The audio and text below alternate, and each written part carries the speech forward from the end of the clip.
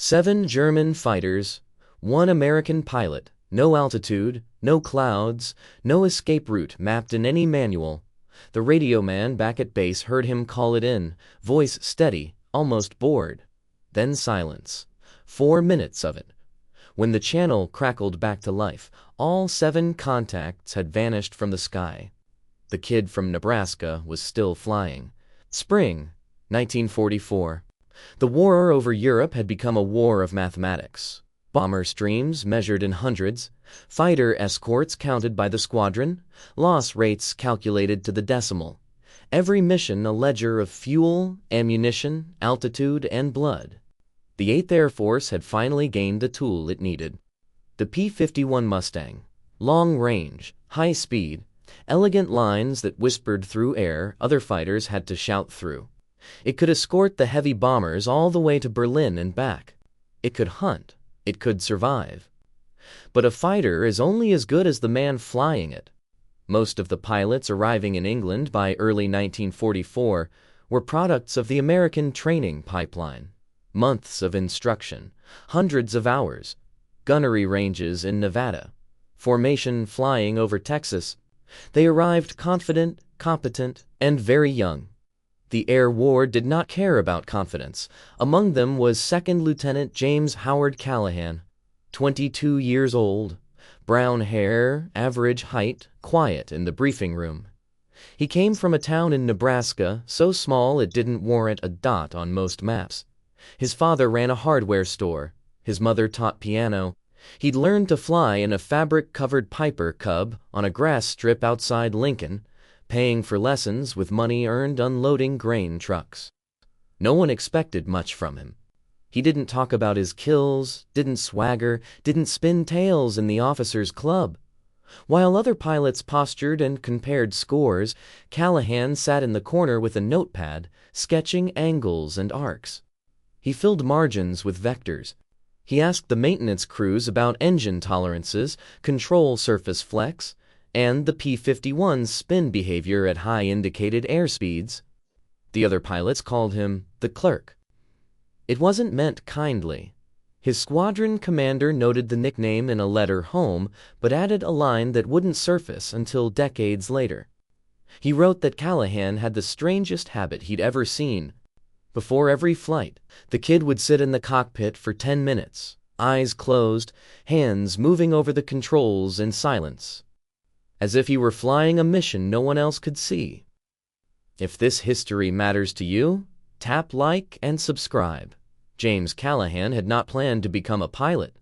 He'd planned to become an engineer. He'd been accepted to the University of Nebraska in the fall of 1940, intending to study mechanical systems. Then a barnstormer landed on a field near his family's farm, offering $5 rides. Callahan used a week's wages to go up. He described it later as the first time the world made sense.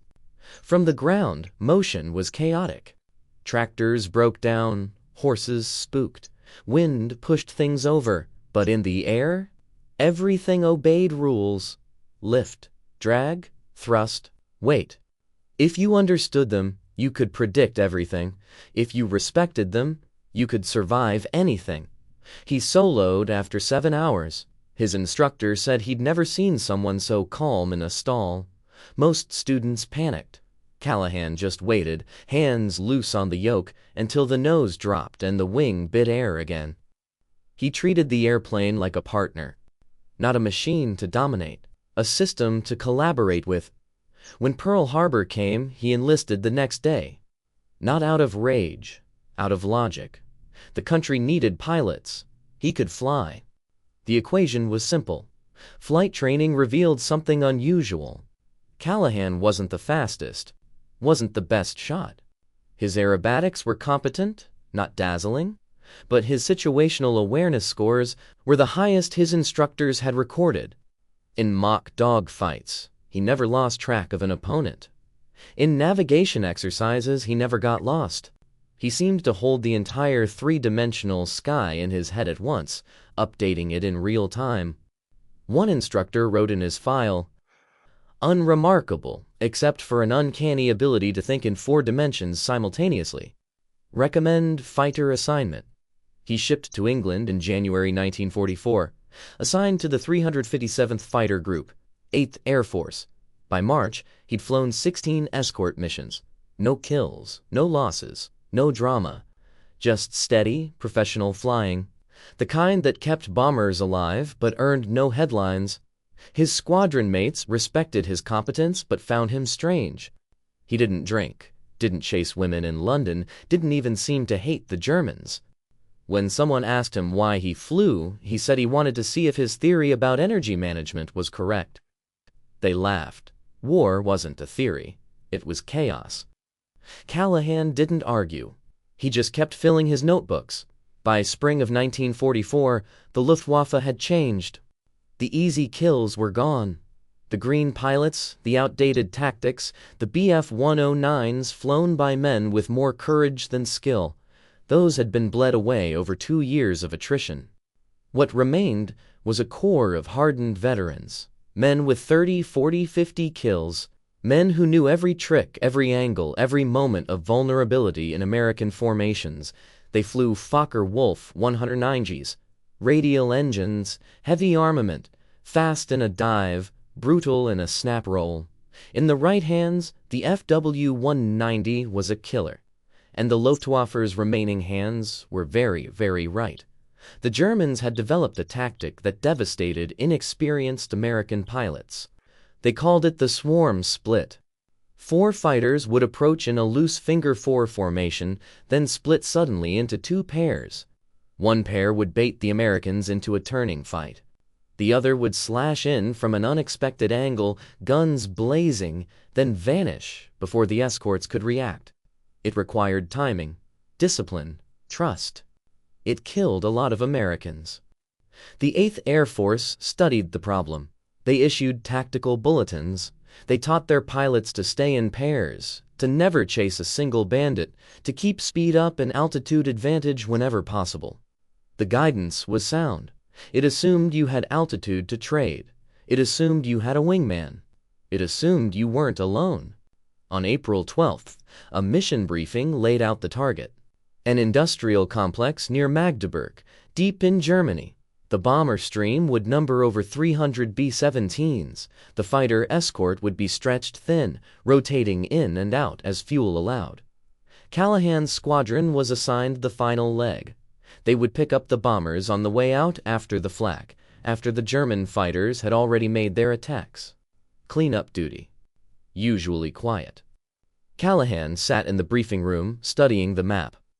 The route back passed through a sector known for heavy Luftwaffe presence. If the Germans were waiting, if they decided to hit the bombers on the return leg, the escorts would be low on fuel and ammunition, vulnerable. He mentioned it to his flight leader. The major waved him off. The Germans didn't have the fuel for extended patrols anymore. Intelligence said so. Callahan nodded. He didn't argue. But that night, he sat in his bunk and sketched something new. A maneuver that ignored every rule in the fighter tactics manual. A deliberate energy dump in exchange for angles no one thought possible. It would work once. Maybe. If the timing was perfect. If the aircraft held together. If the other pilot committed just a fraction of a second too long. No one had ever tried it in combat. No one had ever needed to. April 13th, 1944. The mission launched at dawn. The weather over Germany was clear. Unlimited visibility. The bombers hit their target.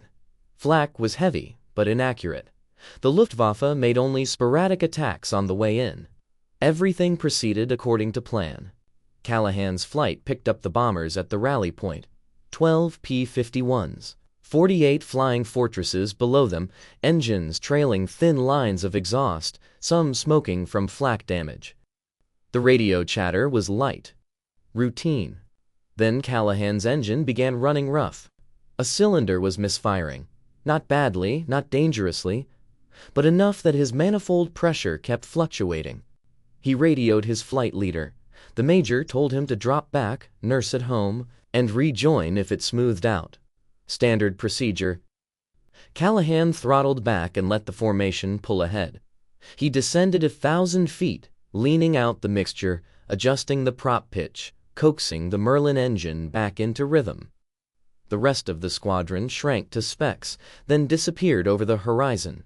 He was alone, 20 miles inside Germany, 400 miles from England, in a fighter with an engine that might quit at any moment. He turned west and climbed back to altitude. The engine smoothed out. Whatever fouling had occurred seemed to clear. He pushed the throttle forward, trying to catch up to the formation. That's when he saw them. Contrails, high into the south. 8 of them, descending fast, angling toward the bomber stream his squadron was escorting. The Germans had waited. Just as he'd thought, Callahan did the math. The bombers were 15 miles ahead. His squadron was with them. But if those German fighters hit from the south, they'd come in on the bomber's beam, out of the sun, before the escorts could react. They'd tear through the formation and be gone before anyone could respond. He had 2 choices: break radio silence, call it in, and hope someone could reposition in time, or go alone. The second option was insane. 8 against 1. He had maybe 30 seconds before they were too close to intercept. 30 seconds to close 5 miles of sky and place himself between the wolves and the flock. He nosed down and shoved the throttle to the firewall. The Merlin screamed. The dive was steep. Airspeed climbed past 400 miles per hour.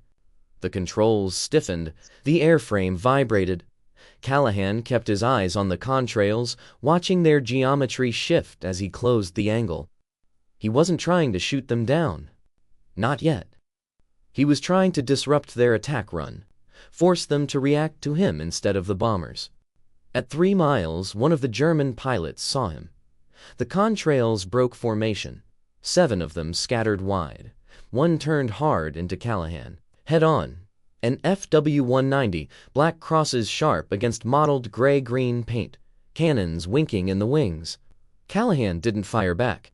He waited, held the dive, let the closure rate build. At 1,000 yards, the FW-190 opened fire.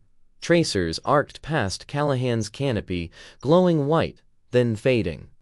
The German was leading too much, expecting Callahan to break. Callahan did break, but not the way anyone expected. He chopped the throttle, popped the speed brakes, pulled back on the stick hard enough that the G-force grayed his vision. The P-51 pitched up violently, bleeding speed in less than 2 seconds. The FW-190 flashed past beneath him, committed to its dive, unable to slow down in time. Callahan rolled inverted, pulled through, and dropped onto the German's tail. 1 burst. 2 seconds. The FW-190's canopy shattered, and the fighter tumbled away, trailing smoke. No time to watch it fall. The other 6 had repositioned. They came at him in pairs, textbook swarm splits. 2 from the left, 2 from the right, 2 high. Callahan broke toward the nearest pair. Not away, toward. It violated every rule. You never turn toward a bogey with a closure rate that high. It gave them a shot. A killing shot. But it also collapsed the geometry. It turned a 3-second firing window into a half-second snapshot. And snapshots miss. The FW-190s fired and missed. Callahan rolled wings vertical and pulled, hauling the Mustang into a climbing spiral. The German fighters tried to follow, but their energy state was wrong. They'd come in fast. Now they were slow, vulnerable.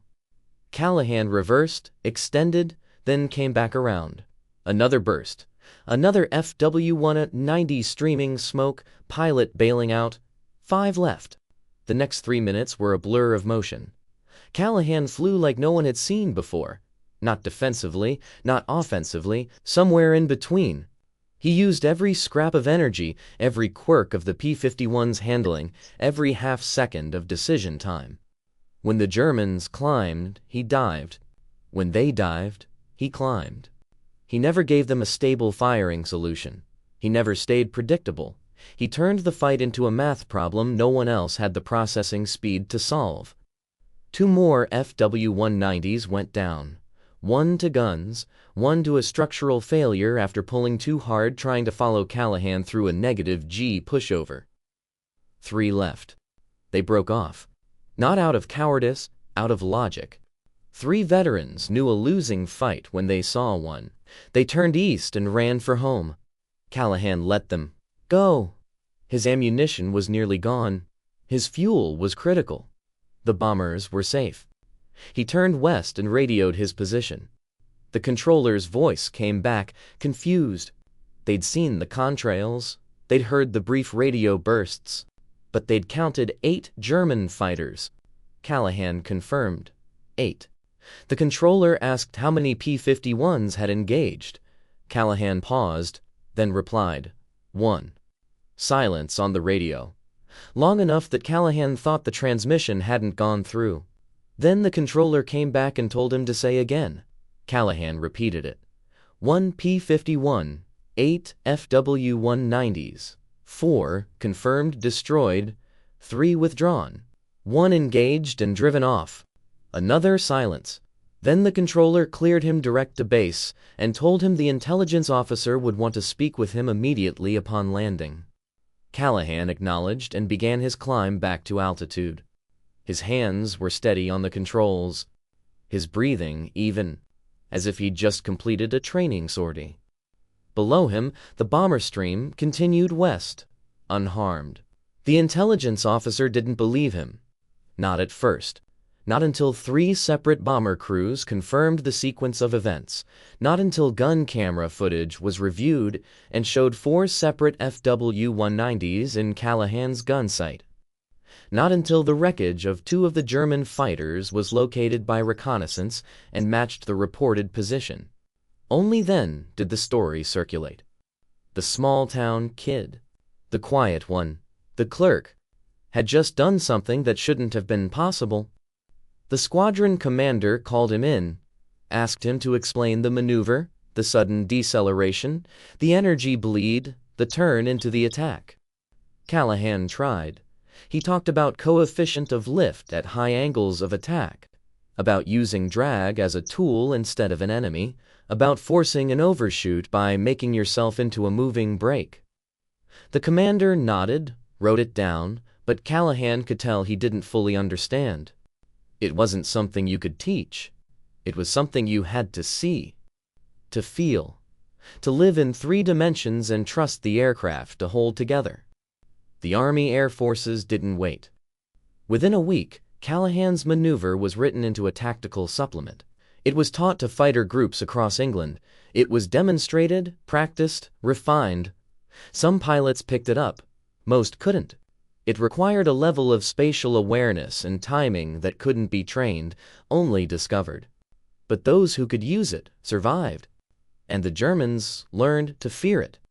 By June, Luftwaffe intelligence had circulated a memo describing a new American tactic, a sudden energy dump in close combat, followed by a reversal.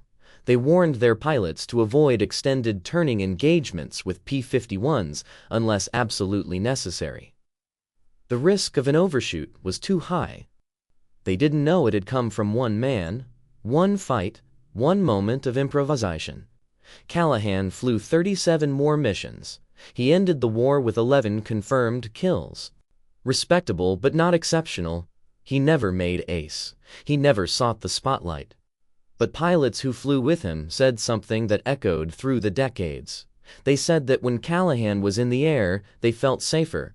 Not because he shot down more Germans, but because he changed the way the sky worked. He made the impossible predictable. James Callahan returned to Nebraska in the fall of 1945. He didn't talk much about the war, didn't attend reunions, didn't write memoirs. He went back to the University of Nebraska, finished his engineering degree, and took a job with an agricultural equipment manufacturer. He designed grain elevator systems. Quiet work. Precise work. In 1952, a reporter tracked him down. The Air Force had declassified mission reports, and Callahan's name appeared in a study on fighter tactics. The reporter asked him about the fight, the 8 versus 1, the maneuver that changed doctrine. Callahan said he'd just done what the situation required. He said the airplane had done most of the work. He said he'd been lucky. The reporter pressed, asked if he'd been afraid. Callahan thought for a long moment, then said no, he hadn't been afraid. He'd been curious. Curious if the math would work. Curious if the P-51 could handle the stress.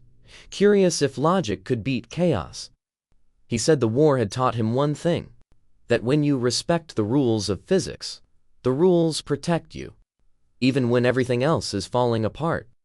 He died in 1998, 76 years old. His obituary mentioned his engineering work, his family, his service. It did not mention the 8 FW-190s, but in a filing cabinet in his basement, his son found something. 70 notebooks, filled with sketches, diagrams, and equations. Every mission he'd ever flown. Every maneuver he'd ever considered. Every angle he'd ever calculated. On the last page of the last notebook, written in pencil, was a single sentence. The sky is not chaos, it's just math no one has solved yet. The notebooks were donated to the National Museum of the United States Air Force. They sit in the archives now, rarely viewed, but preserved. A record of a mind that saw war not as spectacle, but there's a problem to be understood. James Callahan didn't become famous. He didn't seek glory. He didn't need to. He'd already proven what he needed to prove. That one person, thinking clearly, acting decisively, could change the outcome of a battle. That ingenuity mattered more than bravado. That courage wasn't the absence of fear. It was the presence of logic under pressure. 7 German fighters, 1 American pilot. No escape route in any manual. But James Callahan didn't need a manual. He wrote his own.